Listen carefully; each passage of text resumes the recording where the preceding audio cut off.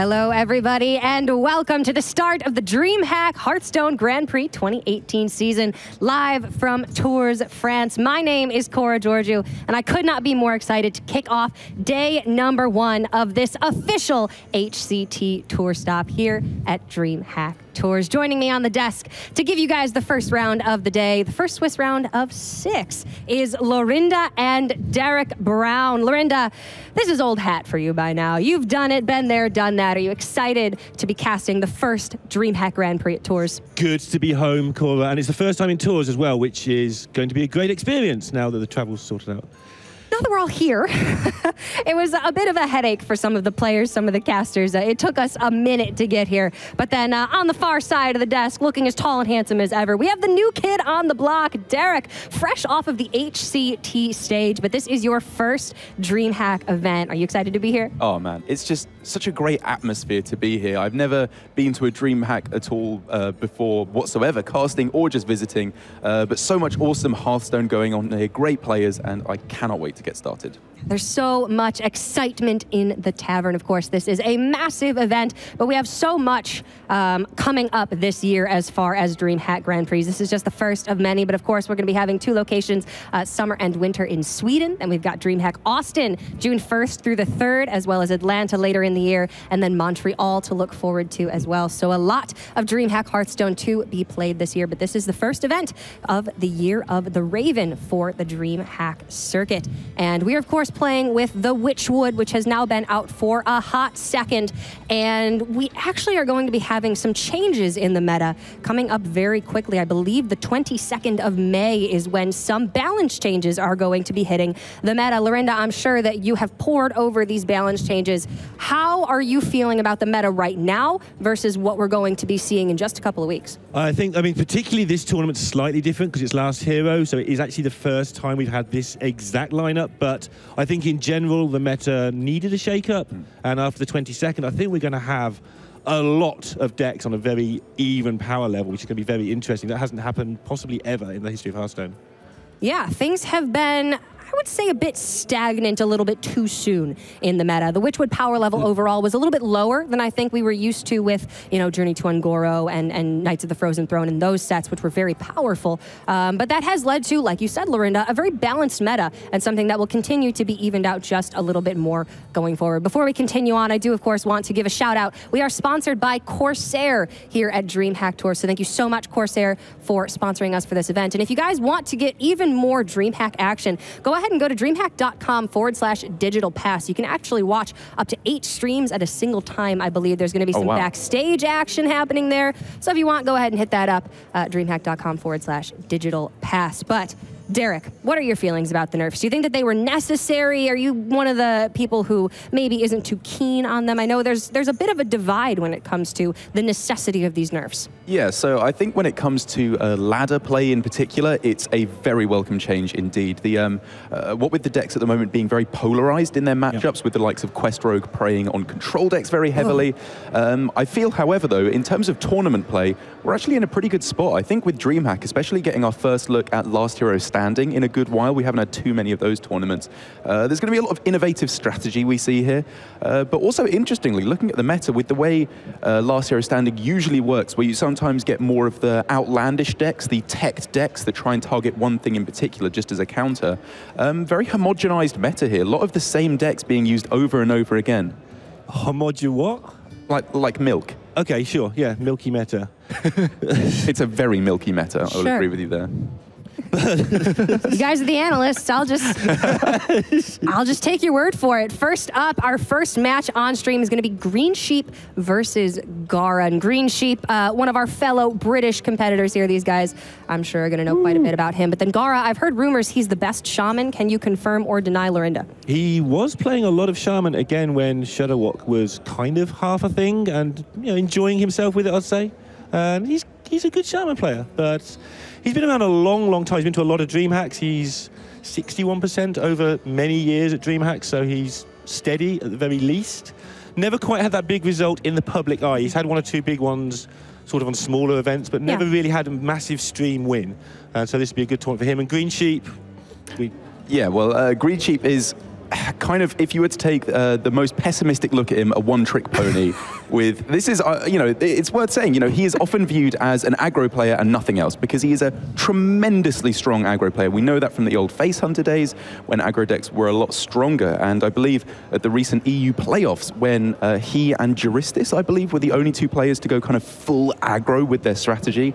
Obviously did not work out all too well for either player. So I'm very interested to see here if he goes for a similar strategy or kind of a more balanced strategy like we see from most players with Quest Rogue, even Paladin and Warlock thrown in there. A very smart player though. He knows that's the perception of him. Yeah. And so when it came to the UK Prem finals where he knew everyone knew who was playing who and everyone knew the lineups because only 4 people left in the top 4, he just brought full-on control and wiped everybody out. Like, it wasn't even close. Yeah, it was ridiculous. Within a few seconds of him playing turn 1 of his first game, we knew he was winning that tournament. Yeah. Because he just absolutely used it to his advantage. So a very intelligent player. Yeah, absolutely. Regardless of the decks that he chooses to bring, a very intelligent player. And Gaara, like you said, he's been playing Hearthstone since, you know, Hearthstone began several years now. I'm a player for Team Tempo Storm. We've got several Tempo Storm representatives, I believe, here today. We have Muzzy and I believe Just Sayin as well at the very least. So Tempo Storm potentially could be putting up quite a strong showing today. As we were saying before, this was a bit of a difficult one for people to simply get to the convention, get to the area to even play some Hearthstone, as there were various train issues, I believe a strike of sorts going on in France right now. We had to take a shuttle, which took about 6 hours to get from Paris to Tours. It was a long day of travel for everybody here, and it's going to be some long days of play as well. The format, of course, we're playing Last Hero Standing, whereas most of the Hearthstone Championship Tour stops have been Conquest up until this point. And of course, the HCT playoffs and championships themselves are Conquest. So we may see a bit of difference here as it comes to lineups and strategies themselves. And for the first time in any DreamHack Hearthstone Grand Prix, lists are open from the beginning of the tournament. Usually we would open up lists for the top 16, but now going into Swiss round number 1, lists are open for all of these players. How do you think about that, Derek? Do you think that's a good thing? Yeah, it definitely changes the way it's going to be perceived because I definitely would have anticipated it would be a bit more diverse in the decks that were brought. I would have expected to see slightly more interesting counter strategies, whereas at the moment, I feel like the fundamental aspect of this tournament is just going to be good basic Hearthstone knowledge. It's not anything too fancy. You don't need to know any of the weird tech decks. It's just, do you know the main matchups incredibly well? Because you are going to have to play Warlock versus Priest, Quest Rogue versus even Paladin, probably 20 times or something over the tournament. Like, you need this fundamental information and knowledge to be able to get through this tournament. Yeah, I mean, far and away, the best decks have proven themselves to be even Paladin, Spiteful Druid, Quest Rogue in some circumstances, Cube Warlock / Control Warlock, and then we have that Mind Blast Control Priest as well. So I'm thinking we're going to be seeing quite a bit of those decks in general. But then at HCT, last couple of weeks, we actually saw Frozen and Fibonacci bringing a lineup that was completely out of left field, Recruit Warrior, Spell Hunter, some really weird stuff. Do you think that we're going to be seeing maybe some outliers succeed here today, or are we keeping that in the Conquest format? I think we'll see outliers in the lineup succeed. I don't think we'll see many sort of new decks or anything, but maybe some lineup tweaks. You know, people who bring Mage to possibly ban Paladin, that sort of thing could be a thing. Yeah. This is the next 3 tour stops is a big deal for the deck builders, the lineup builders, because this tour stop is a new format as such. It's Last Hero Standing. It's the first one of this meta. Yes. Then Austin is the next tour stop. That's the first Last Hero Standing of the next meta. And then Korea is Conquest, I believe, and that's the first Conquest of the next meta. So the deck builders have got a chance to rack up a ton of points in the next 3 tournaments. Yeah, the players that can really adapt to a new meta very quickly, that maybe are taking the time now to prepare for what these balance changes are going to mean for the meta overall. Well, we're going to be seeing some very interesting stuff this weekend regardless, and we do have picks and bans ready for our first matchup of the day. Greensheep taking on Gaara, and here you can see them getting ready for this first matchup. Gaara, again, a player that lots of you folks at home will have heard of. And Greensheep, maybe lesser well-known, but very intelligent player. Very nice to get to see him on the stream. First up, Greensheep's Rogue will be banned away. Gaara will not have access to his Paladins. That's going to be then Paladin, Warlock, Druid for Greensheep, and Gaara with Priest, Warlock, and Mage. Likely an aggressive Paladin, a Cuber Control Warlock, and a Spiteful Druid for Greensheep. And his Rogue was probably a Quest Rogue, but Odd Rogue, I suppose you can see in there somewhere. And Gaara likely going to be a Mind Blast Priest. Again, Cube or Control Warlock. And I would think an aggressive mage deck. Yeah, it's an interesting set of decks from Gaara because Greensheep has one of the more expected lineups with Paladin, Warlock, and Quest Rogue being brought in the vast majority of lineups, and then the Spiteful Druid thrown in there as well. But from Gaara, like you said, I would also expect it to be an aggro mage deck. But if you are, banning Quest Rogue, assuming it is a Quest Rogue, would make it a bit more shaky. So, unless you know your Paladin's getting banned. Yes. Which he was, so maybe he's second-guessed a little bit there. And also, it is Greensheep. There's a very good chance that that's an Odd Rogue instead of a Quest Rogue. We don't have the decks available on the desk at the moment, but that would make sense, I think, with Greensheep's style of play. And for Gaara to actually ban it away, Quest Rogue can prey on those decks like Aggro Mage, where it just locks down the board a little bit too effectively with that upgraded hero power. Yeah. And again, keep in mind, deck lists are open, so these players knew going into this matchup exactly what they would be facing off against. There are quite a few different archetypes per class right now that could potentially have affected these ban strategies, but we are about to get round number 1 underway. Before we do that, however, I got to get these guys' predictions. Lorinda, is it going to be Greensheep or is it going to be Gaara? I think it's going to be Gaara. I mean, again, we haven't got the list, but assuming that Sheep's gone all aggro, I'm not sure that's that great in this format, but maybe he's made some tweaks from HCT, so it could be close, but I think I'll go for Gaara for this one. I'm going to go the other way. I think Greensheep, looking at the way his decks were, even not knowing the exact archetypes within the decks, it feels a little bit more balanced. With a Druid in there, which is probably Spiteful, it feels like he's probably got a good mix of anti-control and anti-aggro, so I think he should be in a good shape here. Yeah, I don't feel any need to break the tie here. Let's get round number 1 underway. Greensheep versus Gaara right here at DreamHack Tours.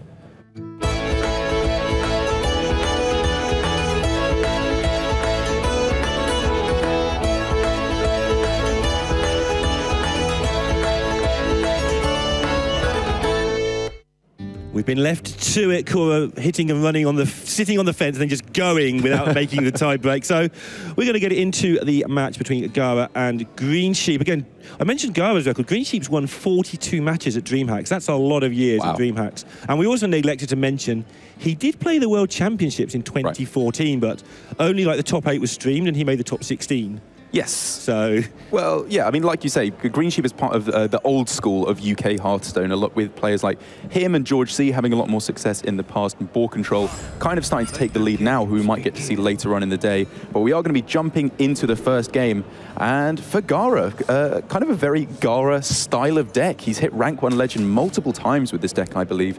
In the Control Mage, the big Spell Mage, which we see falling by the wayside a huge amount for most of these players, because I don't know where you fall on it, Lorinda, but I think most players just argue the raw power level of the deck is not good enough to bring to a tournament. Yeah, it was fine in the previous meta, but that's when it had other stuff. Right.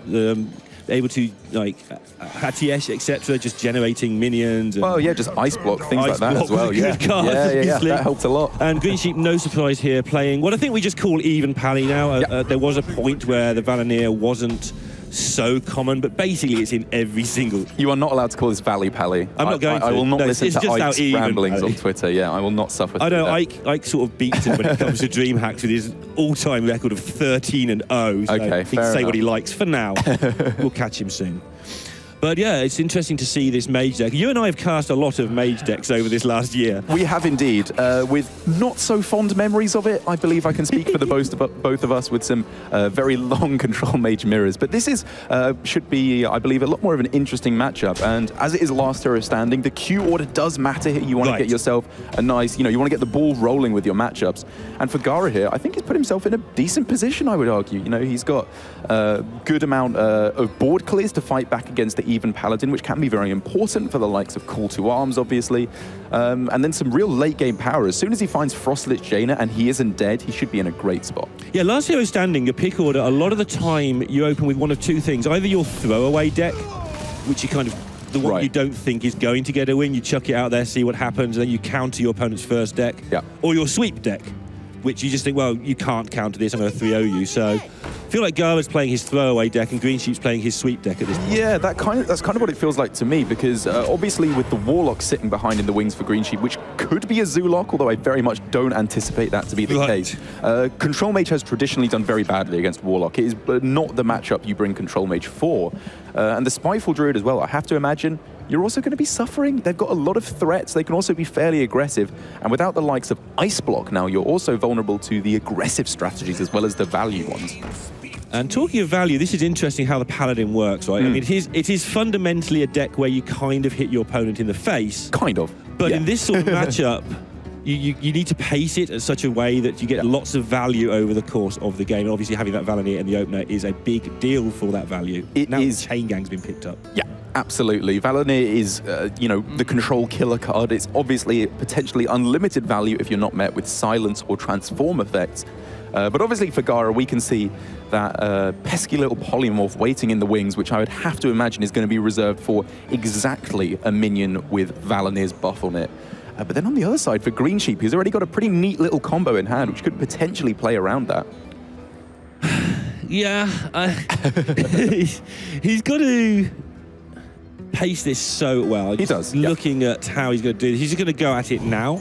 I mean, this is how you beat control decks. Yeah. This is like Blessing of Kings is how you beat Warlock, Priest. I haven't played against much control mage, but I would have to imagine this is one of the ways you're going to be doing it. And there's that balance I was talking about. You don't just shove the Swampoos into face and give the mage 2 cards from his Acolyte. You've got to balance it to some degree. You can't just go flat. You usually can't just go flat out. Sometimes there's a good time for it. Yes. That's why he took so long over that decision. Yeah, because like you said, it was potentially not an overcommittal, but it was a big committal of resources, that Blessing of Kings. Getting that charge 4 damage as well as the buff is incredibly useful in these kind of matchups. And now, you know, Greensheep's still got respectable follow-up and not particularly high power on the board, but enough to be getting on with. And basically, it looks to me at the moment, he's not going for anything close to a value plan. It's going to be aggression, because he's got that kind of sleeper combo that I feel like was slept on for such a long time in equality into the Avenging Wrath. Avenging Wrath. I was going to say Holy Wrath. That is not a good combo. Do not play equality Holy Wrath. It might be okay. It also might not. It might not. Yeah, he had the option there to hold back the Chain Gang and wait for a massive value game, but he knows the polymorphs in his opponent's deck. This is where, you know, you have to start actually thinking. Like, your opponent's going to just polymorph it a lot of the time. Yeah. You can just get on with it and not even worry about trying to set that up. That's actually kind of a good point. Because obviously I alluded to the Chain Gang combo with Valenier earlier on, giving you 2 Valeniers back to hand and getting you a bunch of chain buffs over and over again. Oh man, but if you went for, what, Loot Hoarder hero power on that last turn, that's 3 power you're putting on the board. The Loot Hoarder can just get pinged. Yeah. That feels way too slow to me. Yeah, he's really had to put in the time here to just go at it, or the timing, not the time. And still 18. Gaara's looking, you've never stabilized against this deck, as you say, because of the Avenging Wrath stuff, but looking like he's on the edge of getting some stabilization here. Yeah. He needs it. There's no ice block, of course. There is no ice block, but with the addition of that card you see towards the right of Gaara's hand, the Witchwood Piper, which draws the lowest cost minion from your deck straight to your hand. Right. Pretty much always getting you the Arcane Artificer. It just gives you a kind of pseudo ice block effect where you are still very vulnerable to the likes of burst damage through Avenging Wrath and Valenier. Getting that consistent heal with the combinations like Artificer into Blizzard should do a good enough job, I would say, in this game to keep him alive. Yeah, the Piper's been a big revelation in this deck, getting those 2 Artificers, and also the backup plan, if you happen to draw them, you get a Doomsayer, which is fine. Right. But choosing to go really low here. Yeah, I believe that the spell that was chosen off the Keysmith was Counterspell. And therefore Avenging Wrath would not be able to be played for lethal on this turn. And even if it wasn't, because with Discover it's kind of hard to see which one was chosen, for Greensheep, he has to be very careful, because it could be Counterspell. If he goes for Avenging Wrath here and it gets countered, that feels so dreadful. But what he can do is spam the board with pretty much enough attack to win, and then next turn he can go Equality Avenging Wrath. There's not enough minions on the board for Gaara to worry about the equality side. That'll proc the counterspell. I like it. I get 6 or 7 to face.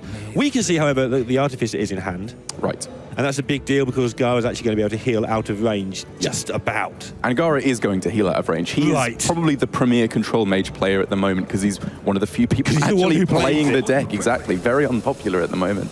And I think he should, you know what he's weak to. He realizes burst damage is how he's probably going to be losing the game.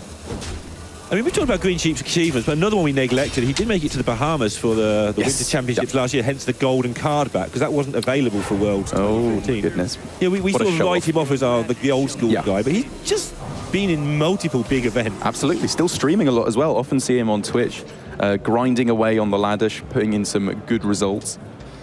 As now for Gaara, like we said, he's got the combo of Artificer into either Polymorph, or either Blizzard or Meteor here, or Polymorph. Yeah. All of which would offer almost complete board clears. Which would? Oh yeah, you see what you did there. Very clever. How long have you been sitting on that one for? Since the Witchwood came out, I would imagine. Pretty much. Yeah, all of which have downsides, all of which have upsides. Right. Obviously, the Polymorph leaves you not gaining that much health. Yeah, and still leaving a 1-1 on board. Meteor gives your opponent another Valanier, which you probably can't deal with over the course of the game. I think he has to do this. It's not going to work out too well for him. Yeah, because if you give back the Valanier, you just lose the long game, even if you survive the short game. If he hasn't got Avenging Wrath here, you then start getting into control, I think. But you didn't have to give him the Valanier. You could Blizzard on this turn and Polymorph on the following turn. Oh, okay. And in this position, with Equality into Avenging Wrath, if it is the counterspell, which we can see it was, it's not lethal. Even with even if the Equality was allowed to proc, it would still not be lethal available on board. But he's getting tremendously close. The main thing for Greensheep here is that Artificer must die. That cannot stay alive if he's going to win this game. So Argent Commander is just off the table, which is kind of what he would rather play, because he would much rather save this Avenging Wrath for when he can get all the missiles through to face. That's what you want to do with that card in these kind of matchups. Yeah, and going the other way with that, obviously you want to play Call to Arms the second you can play it. Sure, absolutely. Yeah, just not available there. Improve your draws. Clears, all that stuff going on. Yeah, to improve your draws. And so now for Gaara, still the ability to find that second Artificer in his deck, but going for that on this turn with no spell to combo with it immediately does not feel all too necessary.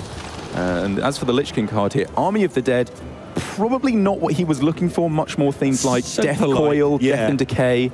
He wouldn't have minded gaining 5 health, but he doesn't want to draw his really poor minions and put them into play and burn all his spells. That doesn't seem ideal. But even so, he's hanging on by the skin of his teeth here. How many jugglers? A timely juggler. Ooh. Greensheep going for the juggler. Yeah. This is a pretty rusty juggler as it is firing off no missiles at all towards the face.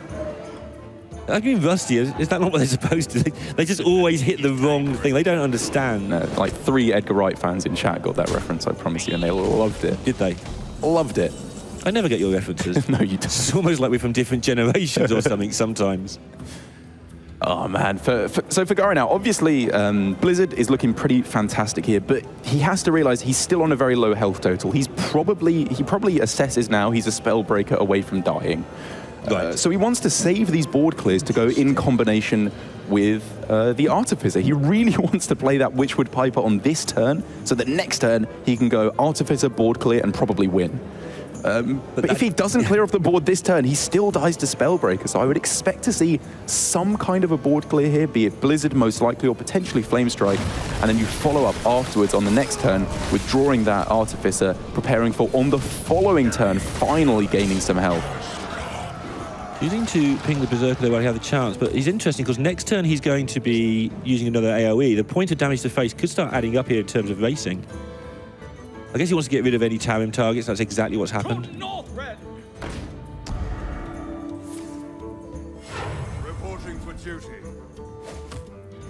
And this is getting so close to the victory for Greensheep here, just right knocking on the door of lethal, and we know that he still has a bunch of burst threats that he could get. It's the other Avenging Wrath, True Silvers, another Argent Commander if he has it in the deck. So much stuff that he could throw down to just win on the spot.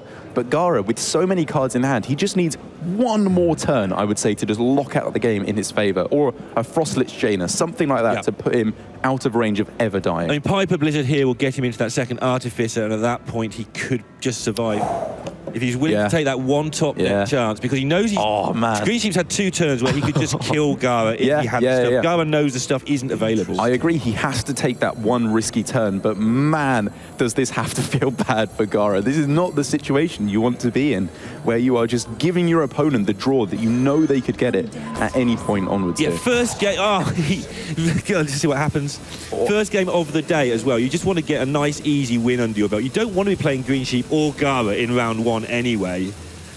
And he's clearly considering polymorph here with the Artificer, which I agree is not the right play, because it puts you up to 7. There's still 2 damage on the board, so you're effectively at 5. You're gaining 2 health, and the Artificer will likely die as the commander is ripped off the top by Greensheep. This is the mark of a true aggro player right here, drawing your charger to finish out the game. And overall, I liked a lot what I saw from him there. There was the real break point for Greensheep, I believe, on turn 5, where he could have saved back the Saronite Chain Gang for potentially full Valinir value, or just throw it down. Try and kill your opponent aggressively, and it worked out very well for him. Yeah, in fairness, I mean, he had 3 or 4 turns there where he could have won anyway if he drew the right stuff. It's not like he's just top-decked for the win there. He had several chances to draw as it went on. You know, Gaara played pretty well there. I think he had to take that chance, because if he doesn't die there, I think he wins that game. I agree. And, you know, he did not get the premier control mage hand. He didn't get Doomsayer or early other minions that you can play in that deck, like occasionally a Plated Beetle is played, things like that. Just your early drops you want to throw down. He didn't get the disastrous one either. He did have the Fury, the Blizzard. It's one of those sort of average hands, like looking for, in case we see him again later in the day with those decks. Yeah. That wasn't a catastrophe of a hand. Yeah. But it also wasn't the best. I mean, you don't win the board fight, but you do slow them down while you draw into the AoE with the beetles and stuff. Very true. As we are... I'm having to shift my mind over to last hero standing, as Greensheep is going to be lining up the Even Paladin once again, which is a pretty good spot to be in. It was a deck that really does not have too many dreadful matchups, to be honest. I suppose the biggest counter Gaara could throw down, I would say, is probably the Priest, the Control Priest that we know to be pretty effective against the Paladin decks. If it's the Dragon variant, which is maybe not being edged out at the moment, but players are definitely experimenting with dragon-less versions of the deck, I see more and more. It's interesting because, I mean, in last year's standing, your deck is here to do a job. This Priest deck is here to beat the Paladins. That's a good point. Beat is a very sort of tentative word. We both agreed that it's not like a massacre. Yeah. But you also, if you're in a situation where you ever have to leave Rogue up, you want those dragons in there to have any chance at all of beating the Rogue. Right. So the builds of these decks are going to be interesting, and we're going to go into game number 2. As we get to see the Warlock, which he thinks is... So it must be control. Yeah, it must be control if he thinks that's the best counter to Paladin, because I know a lot of players have been struggling to beat the Paladins with these Q blocks, because your board clears, well, your board clears in the early game are just as good, but your ability to gain the board early on is a lot less, because throwing down a Giant on turn 4 does not beat even Paladin. You're probably just dead a few turns later because they played Blessing of Kings or whatever.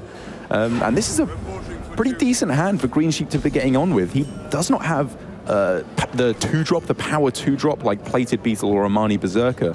But you're a big fan of the 4s, right? I'm a big fan of the 4s. That's exactly what I was going to say. In this matchup, you don't want the 2-drops nearly as much because they die to Hellfire, Defile, all that nasty stuff.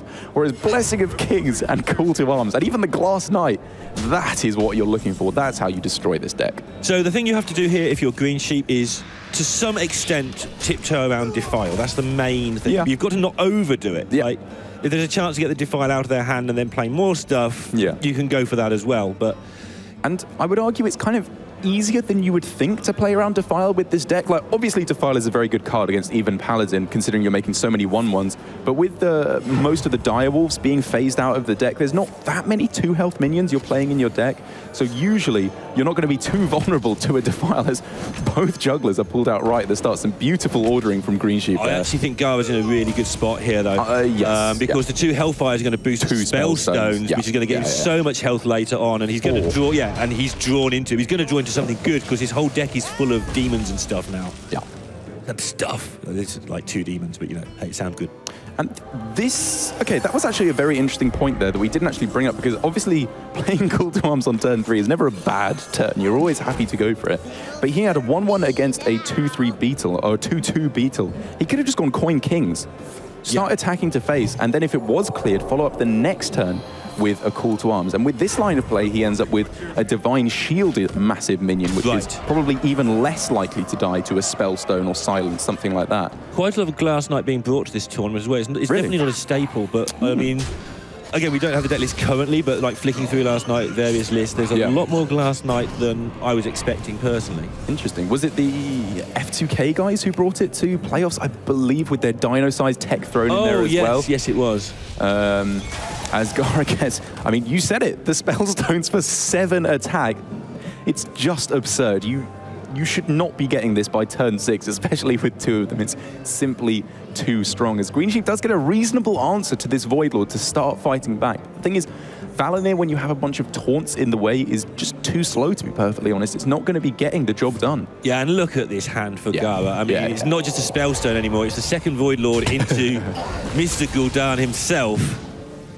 And interesting to note that had there been the nerfs, just got to keep an eye on that through the I was thinking the same thing. The Lackey would have been too slow and he'd probably have lost. Not have lost, but he wouldn't have needed a hand like this. I totally agree. That's for the only 1 mana difference doesn't make a difference people out there. Actually, it would have made a huge difference. And so now for Gaara, as you said, with him undeniably being in a fantastic position here, I guess the main checks he needs to make is keep the Owl for a minion with Valinir on it, because that's potentially how he loses, I suppose. Make sure he doesn't play too heavily into second equality, maybe for like an equality Avenging Wrath play.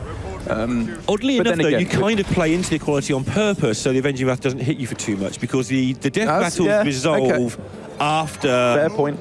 After you beat in the face. You've only got like 2 Void Lords up, you get hit for 6. So to some extent, you actually deliberately let them kill your board. To some extent, obviously. You've got to balance it with everything in Hearthstone. And so Gaara wondering, what is the point of Mortal Coil? Why would I save it? I guess thinking, I don't know, maybe it makes Defile Mats a little bit easier later on. It's not doing all too much here. Yeah, what do I need? I mean, you Mortal Coil cycle, what do I need? I have everything. I'll just put this in the bank for later. Yeah. And at this point, he can just stop drawing, because with second Void Lord in hand, Gul'dan in hand, even a Rin that he picked up off the Stonehill, he could now potentially start going for value lines of play, as Greensheep does actually manage to hit the Valinir onto these Saronite chain gangs. But the problem is, he has no minions in hand. So if Gaara had made the read there to kill everything off, which he did not decide to do, that would have been Valinir gone. Like, it's, well, it would have been equipped, but there wouldn't have been any minions to buff quite yet in hand. And Gaara's actually not getting that far off lethal himself. He's far enough away that it doesn't matter yet, but one way to beat Valinir is just to kill the other player.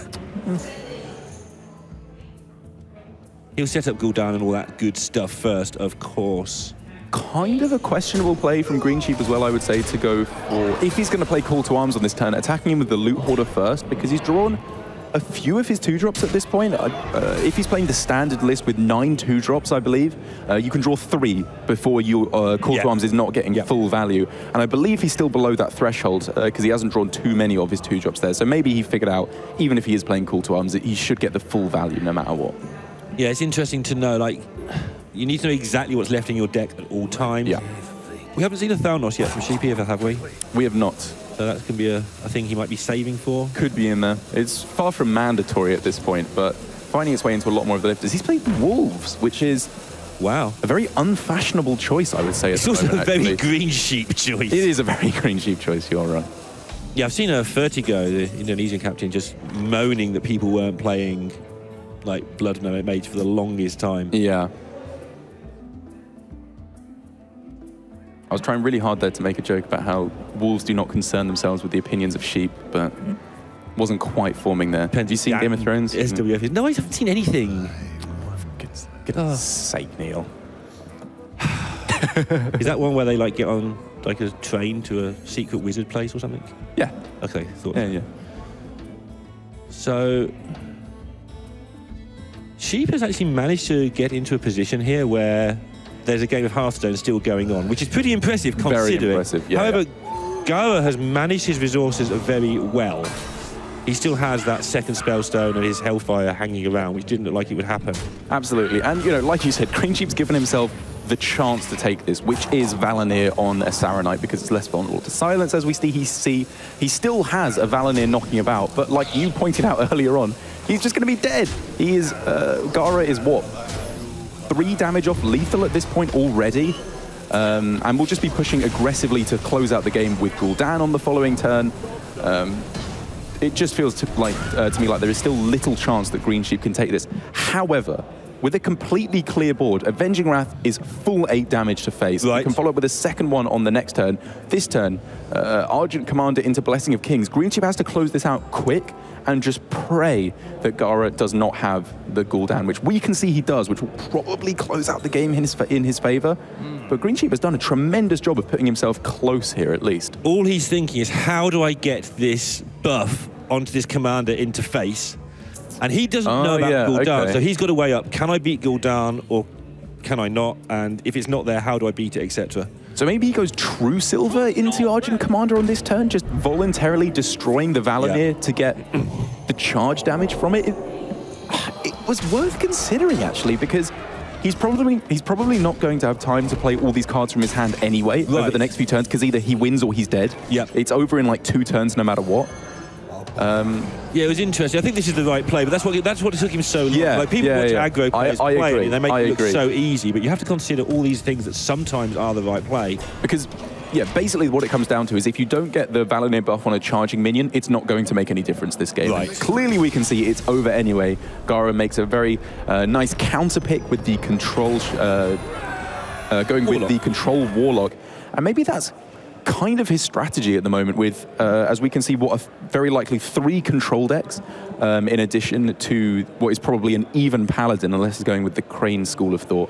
I think he's probably making sure no matter what happens, he's always got a chance against even Paladin, because we know it to be an incredibly well-represented deck, and the Control Mage usually, I believe, should be in a pretty good spot against it, and especially the Warlock and Priest.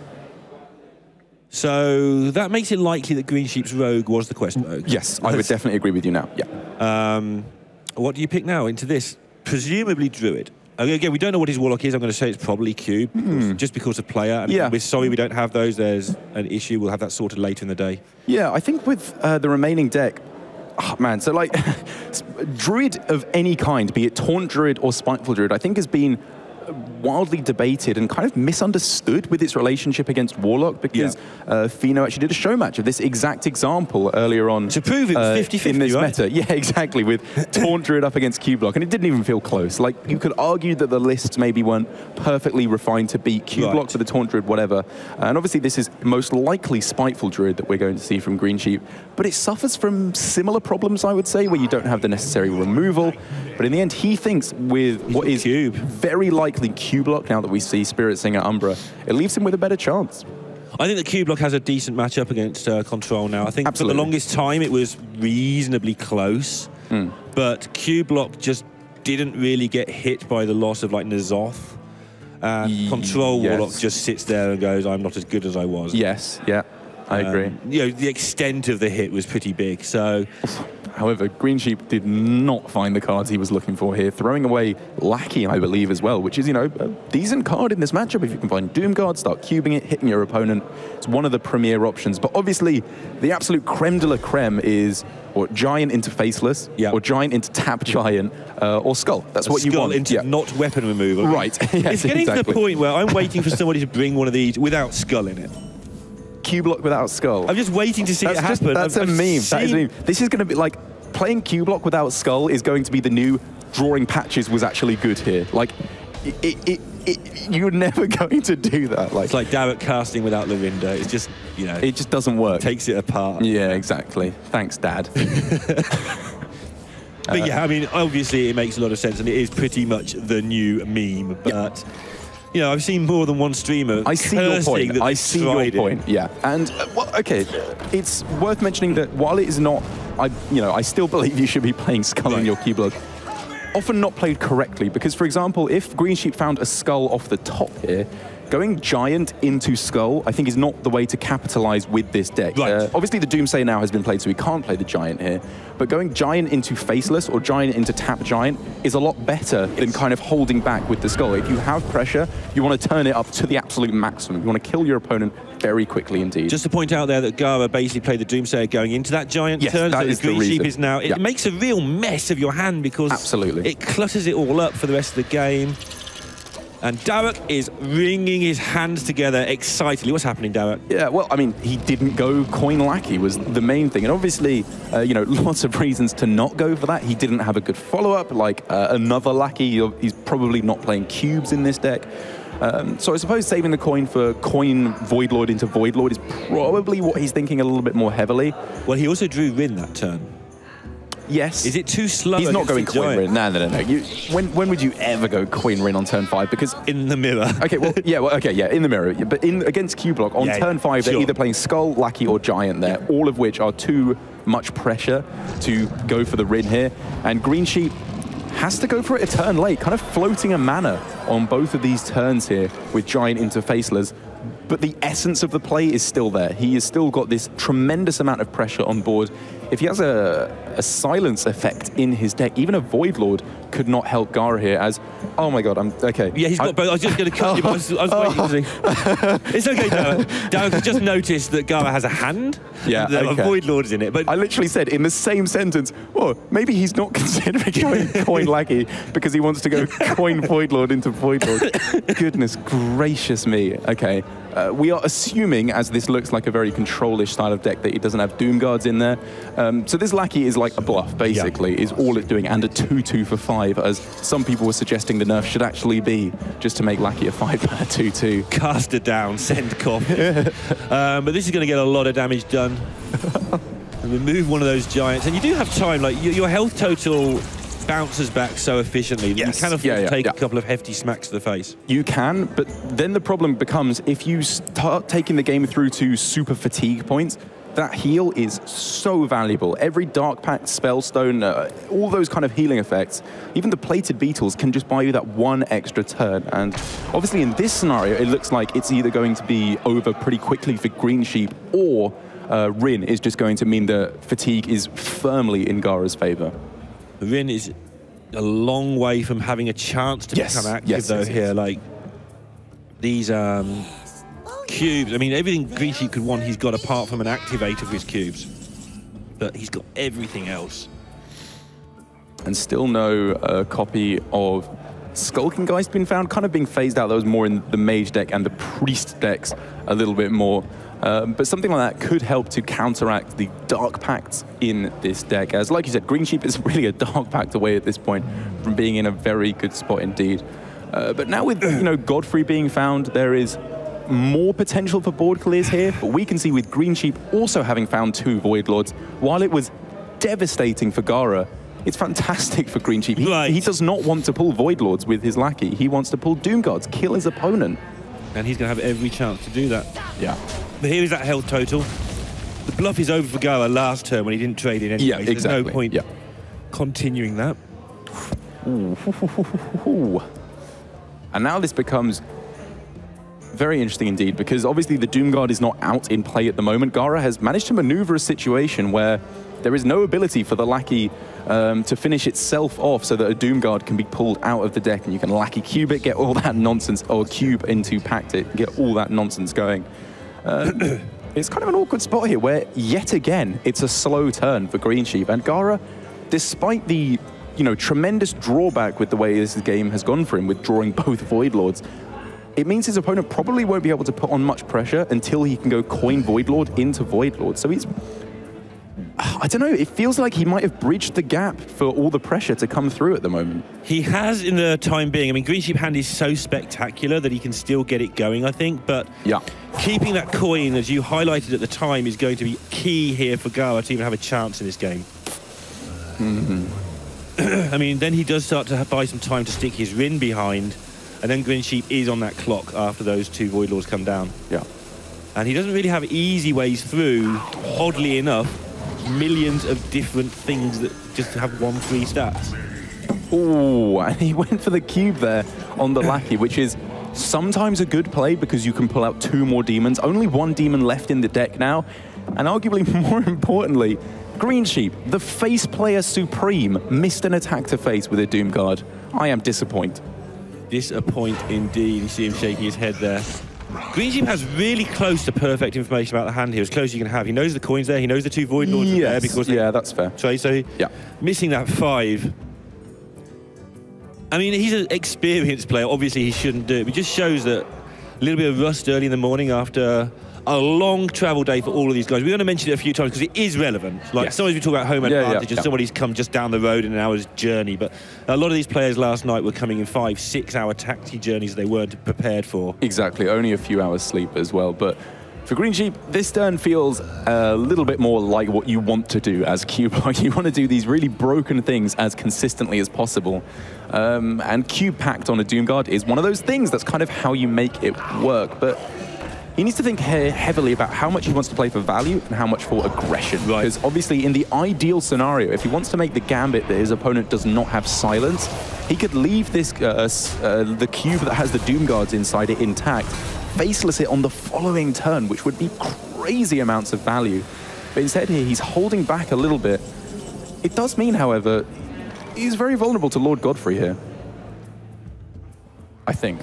Yes. 2, 4, 6. Yeah. Yeah, with the Kobold Librarian as well. I'm just thinking about when, if he can stop, just like Lord Godfrey, just like hold back, just stop for a minute, mate. Just stop doing that Stop thing. shooting, please, because he's going to kill the lackeys inside that cube, which will pull out another Doomguard from the deck. There's still one Doomguard left in that deck, but Greensheep, shaking his head, he was not happy with that turn. And like, it was an incredibly complicated turn. I have to be honest, I was looking very heavily at Hellfire as something that kind of had to be played that turn, because killing off those Void Lords, these Void Walkers to get that extra 5 damage through to face, even if it was just a little bit more, could have made all the difference in the world. Because if it turns out that a Doomguard is not pulled from his deck, his pressure just drops dramatically. Like, it just ends. It's weird how you can make one small misplay. I mean, not attacking face with a 5 attack minions. It seems like a huge misplay, but it's like one click of a button too quick. Yeah. That can snowball into more misplays so often. We've all done it, I think. We've all done it. We don't have that Hearthstone APM. Need show to teach us. Okay, shows APM. Joke out of the way early in the morning, as usual. Right, so Sheep's got to gather his thoughts and work out what his plan is, because the last couple of turns have seemed a little bit autopilot. I agree. I mean, he's thought about it a lot, but it just felt like he needed way more time. This is not a scenario it feels like he's comfortable in. Like with some Q-Block players, or any of the super complicated decks, like Q-Block, Quest Rogue, these kind of decks, there are players who you can just tell they know what to do. They just feel like they have the best play because they've probably been there before. This for Greensheep feels like he's having to think very much on the fly, which, is not a bad thing necessarily. If you're a good player, you can adapt to those situations very well, but it feels to me like he is unhappy with how he's performed with it thus far. Yeah, and he just needs to get that out of his head and start performing like we know he can. Exactly. As we can see some pretty good options on this turn, however, with Hellfire into Faceless, that will pull out a Doomguard attacking through to face, 2 damage off lethal, which, that small APM click we talked about. Wow. It would mean he would have had lethal in this position, and he's still setting up for it here. As long as there is no Gul'dan, which we can see there is not, there's not much that can be done here. Can you set up a Lord Godfrey without playing the Librarian? Yes, you have to use the owl, and it's still not enough, I don't think. Incredibly, it looks like he's getting somewhere here. Oh, can it be true? Can Lord Godfrey not clear a board? Never happens. It never happens, Neil. Never happens. There must be a way. I'm not seeing it. Is there any sort of siphon into Hellfire mess? No, because that's like 17 mana. Even Twitch chat only has like 16.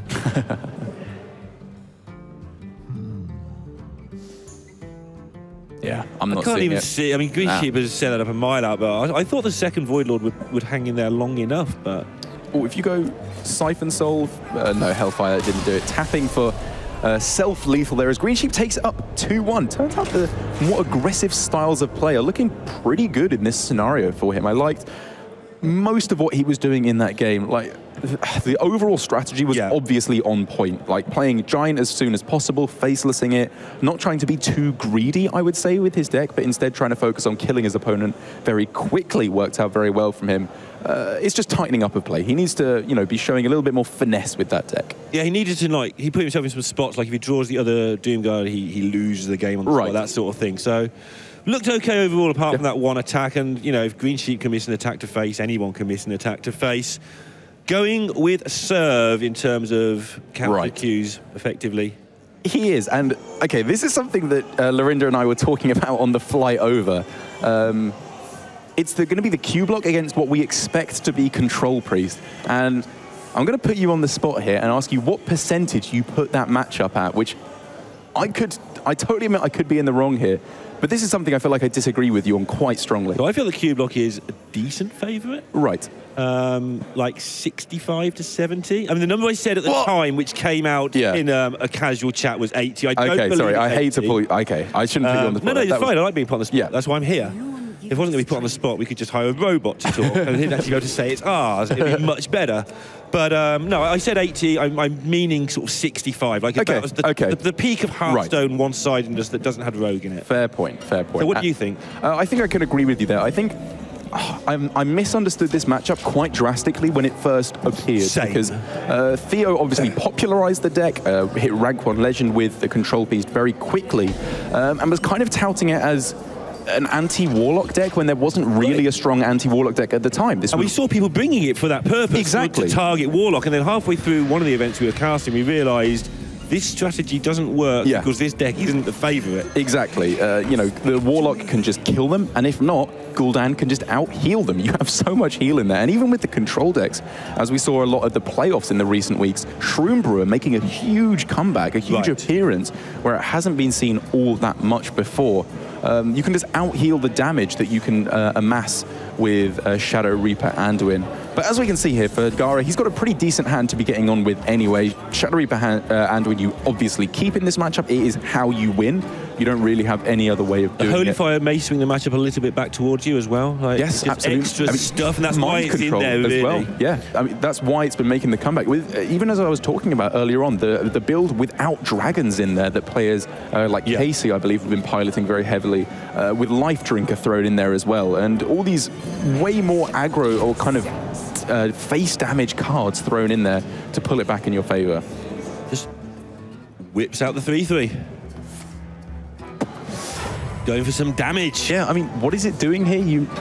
Well, in the game or being played now? Well, I mean, in the game, like, it does nothing. Exactly, that's what I mean. It kills an army of 1/3s on turn 100 when you put the second one anyway. Exactly, and if a Void Lord is dying and you're having to clear it up, something's gone wrong, because you should be Psychic Screaming it. That's what you're trying to do here, or at least mass dispelling it so you can push some damage through to face. And so, even if it only connects for 3 damage on this turn, job done. Like, that's what it needs to do in this matchup. That's a good outcome. I was going to say this is about as tech as you can be against the Warlock, but Greensheep's making a mockery of that statement with Skull and all the Doom Guards in the world in his hand and all the copy effects in the world, just saying, I am going to pummel you. Yep, he is making up for lost time here in terms of Doom Guard attacks to face, as he just slams everything towards the dome.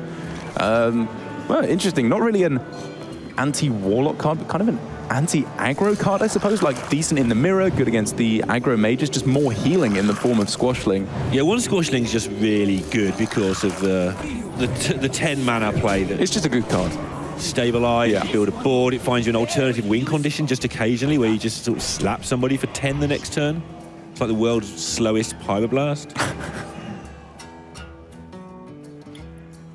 And Greensheep's hand is just getting better and better. It's an incredibly unreactive hand, however. So, you know, this board is a lot of damage for Gaara, and Greensheep does need to be afraid of Mass Dispel, because if that comes down with, 10 damage exactly on the board, on the next turn he's just like dead to Mind Blast into Holy Smite. Oh, sorry, Mind Blast into Holy Fire. Like, it's a lot of damage, which he does need to consider, and without the likes of Godfrey, Hellfire, or Defile, is he allowed to go face here? Is that too aggressive a line of play? He would just kill his opponent very quickly indeed. I mean, he's going into the turn 7, that Psychic Scream turn to which you alluded. So he's going to have a lot on his mind here. Also very true. What can I do about that? Because this has got into like just a straight up race way quicker than I was expecting it to go. Yeah, and that's down to the very early Dusky Boy being played. Very true. Doing a bit of damage in there, just making Greensheep have to think this bit later in the game.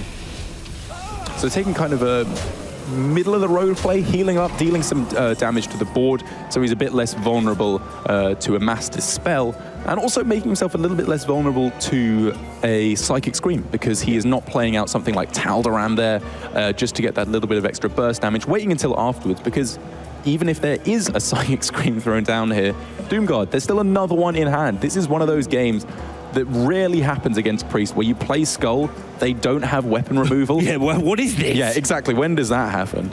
But that, I mean, when you look at this board state now, you know, Greensheep's last turn looks to be absolutely spot on. He's eliminated all the threats, and he's still threatening lethal next turn himself. Absolutely. And that's with the threats that he thinks are in hand. I mean, as it happens, Gaara's hand is kind of bits and bobs, really. And I think this is the main reason why I misunderstood the matchup at first, because I was thinking, you know, sometimes the Warlock can out-heal the Priest. I was thinking that's the main win condition, but it's not. It's killing them. You just beat them up with Doomguards and Giants. Like, obviously, with the Control Warlock. Right, that's a bit different. Yes, you are looking to heal up, which is why we see Shroom Brewers in that deck, or even the Sacrificial Pacts in some of them to destroy your own Void Lord to heal yourself back up. This is a lot of damage, is the technical caster term for how much is coming in here. Or beaucoup de damage, as the French might say. Honestly, if you're French and you're watching this broadcast, just like mute Darek or something. He's been doing this for days. Both of us have a very awful understanding of a little bit of French. Yeah, nous sommes and I'm aware of my awful understanding. And Darek, he likes to practice in the middle of English sentences. Oui. And so Greensheep hasn't got the lethal, and means he's just taking time. It's so close. It's just getting better and better. This hand is absurd. And he knows there's no Psychic Scream, so he has the option to go for it if he wants. He doesn't know, but he's got a blooming good idea. Well, it's a kind of middle-of-the-road play, just playing Umbra here instead of the cube. Because like you said, if you play a cube and they were holding back on the Psychic Scream, or if they draw it off the top, or even if they have Mass Dispel, you're very sad indeed. But you know, going for Umbra there to set up for a cube on the following turn, it's just you win every time anyway. Oh, but cube was a play around Anduin, actually, as you were pointing out playing around Psychic Scream. Yeah. Ooh. I mean, for Greensheep there, it was pick your poison. What do you want to be weak to? Would you rather be weak to Scream and Silence Effect or Anduin? But a card was kept, I believe, by Gaara in Shadow Reaper Anduin. It had been on the left for the whole time. It had not been played. What card is that? It's Anduin, right? Other than Anduin, yeah. Like, keeping Alex Straza is probably too slow. Like, you're probably just going to die to the likes of Giant and Doomguards. But Anduin, you absolutely keep. I mean, do you keep a Shadow Visions and try and get Mind Blast? Maybe, but no. I don't think so. And you'd have probably played it because you needed a Psychic Scream and you haven't, even if that was a thing. I think you just keep Anduin. Exactly. You'd keep the cycle cards like Cleric, I guess, like something like that to start cycling through. But even then, you're very weak to Hellfire and stuff like that. But Greensheep does have this really good reload now. And of course, now he's got to start worrying, not this turn, but what he's doing, because if he can't kill his opponent quickly enough, that mind control is going to be a big problem for him. It's true. He's got 2 turns, so he's got to sort of, that's his plan right now, is to do it in 2. I feel like Mind Control is only going to be good if it allows Gaara to get face damage in. Like, in terms of a value card, it's probably not going to swing the matchup too much because it's going to be a very stagnant board. Whereas if Gaara has a bunch of stuff on board and there's just a Void Lord in his way and he Mind Controls that's when it's a real threat for Greensheep. And I think Greensheep will be playing around that, trying to make sure there's not too many minions on the board and he either gets damaged through to face to win the game or clears everything up. So Mass Dispel, trading the squashes and a couple of pings, gets rid of the Giant. It's a horrible looking play. Like, Gaara's really doesn't feel good. That's going to be the first thing he sees, and then he's going to spend the rest of the turn trying to work out, I don't want to do that. How do I avoid having to do this? I mean, like you say, pinging the Giant feels terrible. You want this to go to face. Yeah, because he's getting close to lethal, but he dies if he goes, if he's not careful. You do know, however, that he is out of Doomguards at this point. Both of them were drawn from hand and killed, not shuffled back in. So Blood Reaver Gul'dan is the only way he can get charging Doomguards at this point. And he's going for it. He realizes by killing off minions here, he's never going to win. He has to set up that lethal scenario. And I really think this is a good play. The same as the play in game 1, actually, which also cost him the game. So wait, he is now at 18 health as opposed to the 13 he would have been at. His opponent had 11 damage on board. I'm thinking if Mass Dispel and an attack to face would have been better there. Probably too vulnerable to a Hellfire to just kill you. She just points things at the face. Even when he's not actually attacking. This is always happening. This might go to your face. Fear me. So next just in the middle of the match, pointing at Gaara's actual face. Gul'dan is a thing, but so is Mind Control.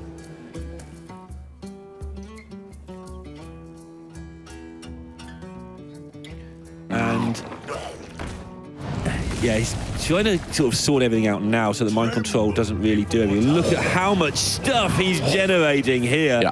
He's, I think, as you said, the main thing is he has tested for Psychic Scream, and he does not believe it is there. It's looking very much like it should be enough for him. And even with all this damage piling through for Gaara, yeah, Spellbreaker there to close out the game. Greensheep, with his much more aggressive strategy, taking a pretty decisive victory, to be honest, over Gaara. This is 2 matchups for the Q block that I believe you could argue either side for, with Q block against Control Lock and Q block against Mind Blast Priest. But it just didn't really even look close there for Greensheep, getting some truly tremendous hands and very nice play along the way, I would say, as well, with a couple of slight missteps. But it feels like he knows his matchups at the moment. Good understanding, which, as I highlighted at the start, is the skills that are going to be tested in this tournament. A lot of experience there on show from Greensheep as well. Like, he misses that attack. If it's your first DreamHack and you miss the attack there, you might on stream, you might go to pieces. But what Greensheep did was just, okay, I know I made a mistake, who cares, let's get on with it. And he just got on with it, and the next game and a half were absolutely fine. Yep. 3-1, you get one up. I do indeed, yeah. He's looking to be in a pretty good spot now. Gaara's lineup, I would have to talk to him, I think, to get his reasoning behind it, because there are players like Jala, who I was talking to earlier, or players bringing even Shaman, basically, is the point I'm trying to make, which I would have underestimated as a strategy. But when they talk about it, it makes a lot of sense. You know, you realize the reasoning behind it, you like their thinking as to why they're bringing it. But Gaara's lineup, the full control-list strategy, I'd like to get his thinking behind it. Yeah, we'll have a chat with him later on, but we're going to cut to a short break, then we can come back for some more round 1 action. Orange in view, I believe.